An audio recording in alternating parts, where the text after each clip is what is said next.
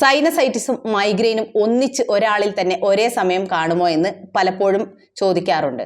കാരണം സ്ഥിരമായിട്ട് മൈഗ്രെയിൻ ഉള്ള ഒരാളിൽ അവർക്ക് ഒരുപാട് ട്രിഗറിങ് ഫാക്ടേഴ്സ് ഉണ്ട്. അതായത് ഉറക്കമൊഴിഞ്ഞു കഴിഞ്ഞാൽ, അതുപോലെ ഭക്ഷണം സമയം തെറ്റി കഴിക്കുമ്പോൾ, കൂടാതെ യാത്ര ചെയ്യുമ്പോൾ, വെയിലടിക്കുമ്പോൾ, ഇങ്ങനെയെല്ലാം. ഇത് കൂടാതെ മൈഗ്രെയിൻ ഉള്ള ആൾക്കാരുടെ ഒരു ട്രിഗറിങ് ഫാക്ടർ തന്നെയാണ് സൈനസൈറ്റിസും.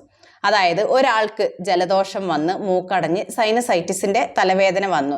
എന്നാൽ 1-2 ദിവസം കഴിയുമ്പോൾ, അതല്ലെങ്കിൽ ചിലപ്പോൾ രാവിലെ തുടങ്ങി വൈകിട്ടാകുമ്പോഴേക്കും ഈ ഒരു സൈനസൈറ്റിസിന്റെ തലവേദന പതിയെ ആ ഒരു മൈഗ്രെയിൻ്റെ സ്വഭാവത്തിലോട്ട് മാറും.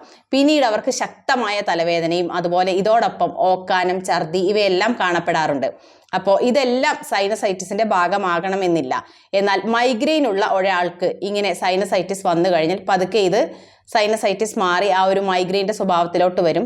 ഇതുപോലെ ഓക്കാനം, ഛർദിയെല്ലാം കൂടെ കാണപ്പെടാറുണ്ട്. അതുകൊണ്ട് തന്നെ ഇത്തരത്തിലുള്ള ആളുകളിൽ ഒരേ സമയം തന്നെ ഈ 2 ബുദ്ധിമുട്ടും കണ്ടുവരാറുണ്ട്. ഈ 2 പ്രശ്നങ്ങൾക്കും ഹോമിയോപ്പതിയിൽ വളരെ ഇഫക്റ്റീവായിട്ടുള്ള മെഡിസിൻസ് ഉണ്ട്. കുറഞ്ഞ കാലത്തെ ചികിത്സ കൊണ്ട് തന്നെ നമുക്ക് ഈ ഒരു പ്രശ്നത്തെ മറികടക്കാൻ സാധിക്കും.